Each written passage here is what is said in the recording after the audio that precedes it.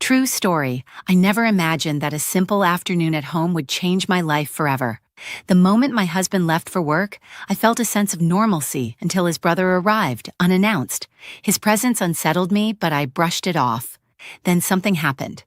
Something so shocking that even now I struggle to believe it. The air in the house grew heavy, my heart pounded, and every instinct told me to run. But I froze. If only I had known what he was capable of.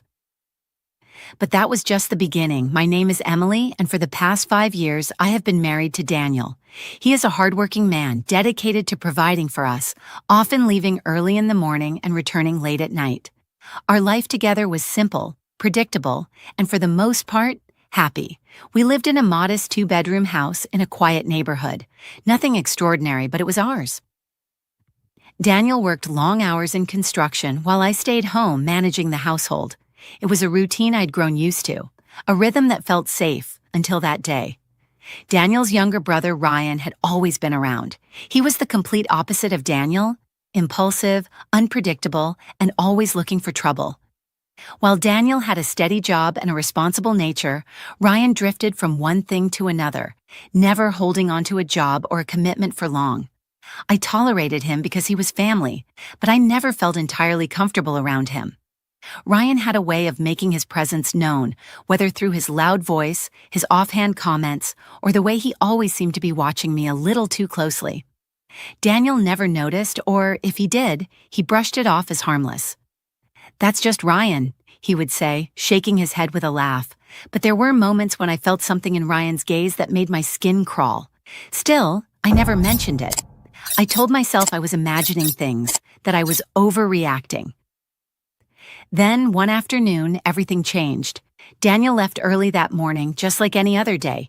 He kissed me on the forehead, grabbed his lunch, and walked out the door, promising to be back late.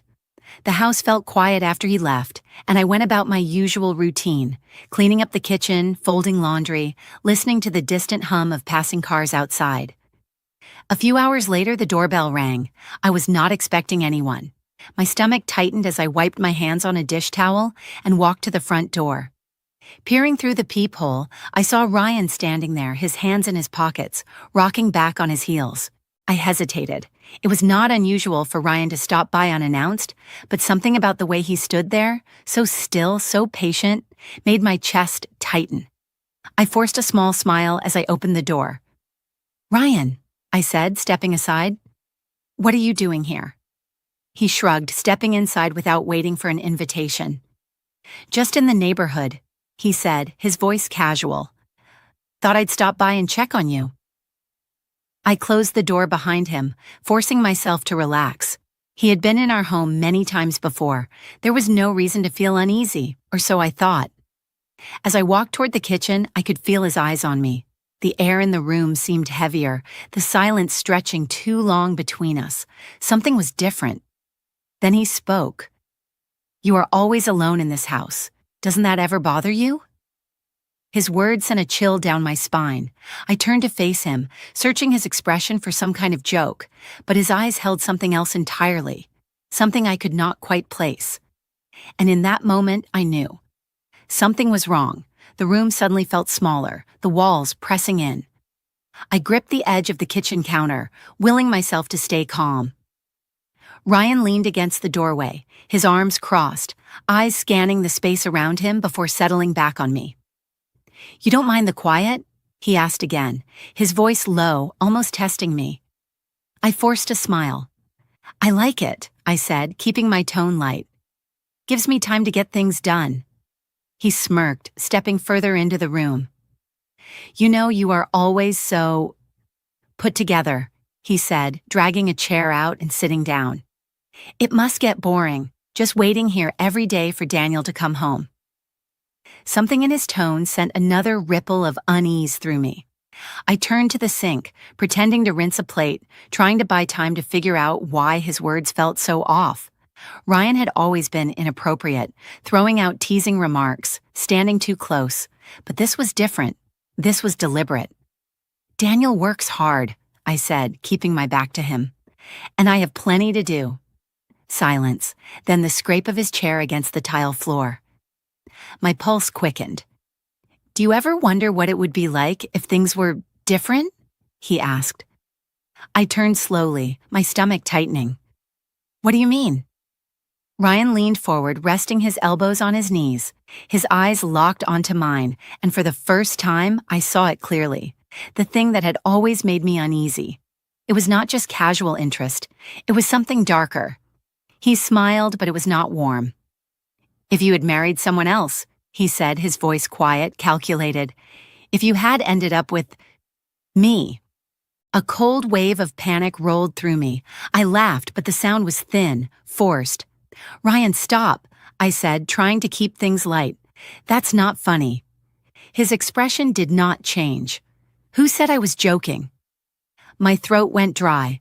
I took a step back, my hip bumping against the counter.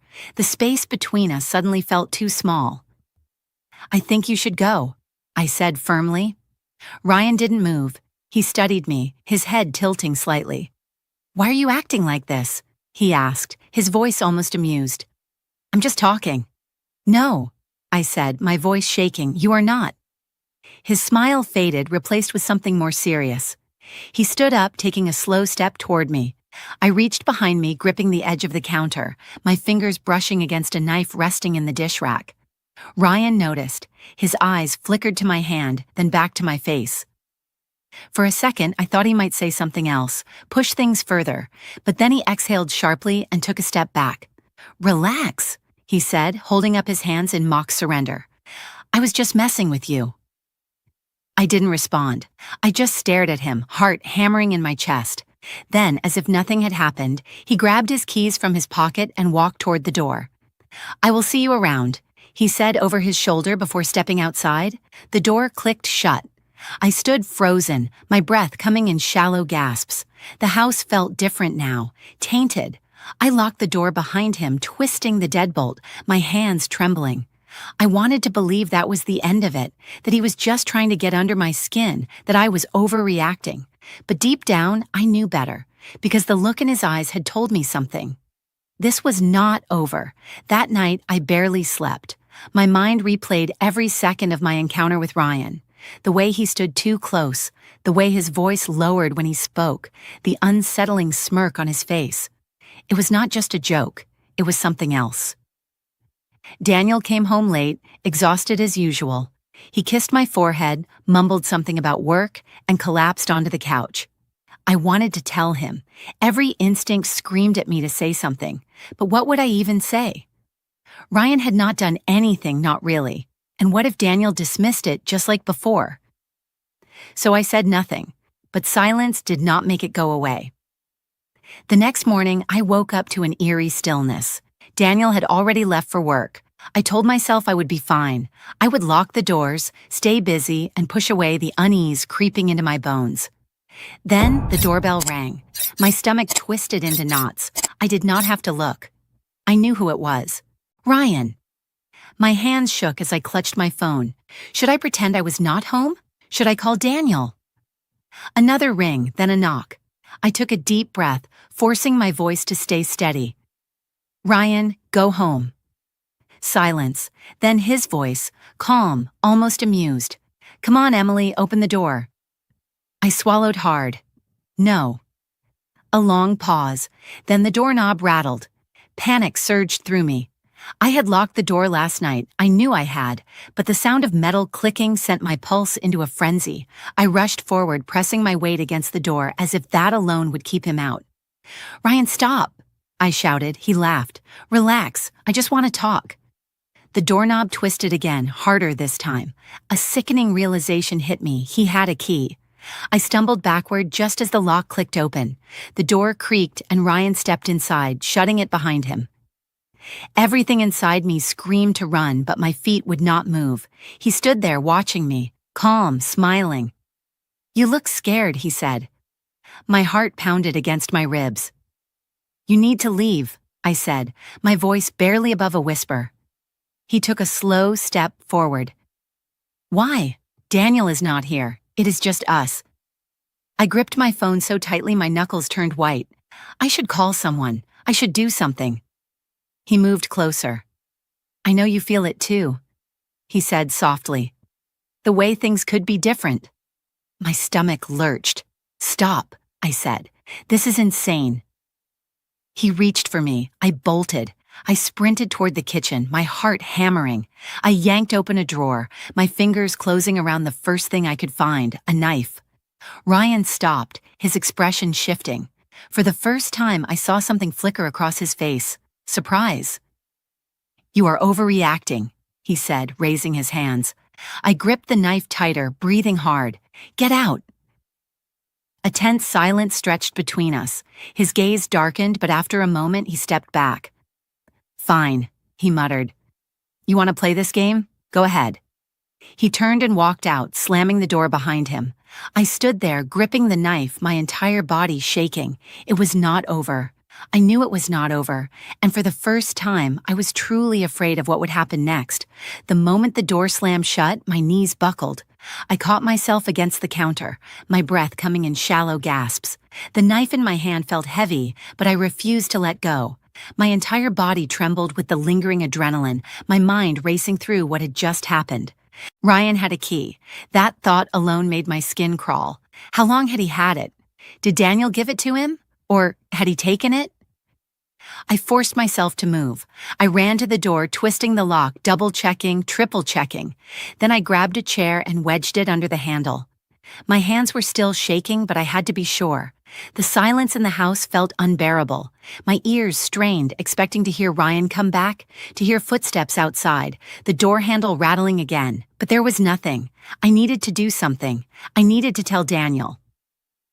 With trembling fingers, I called him.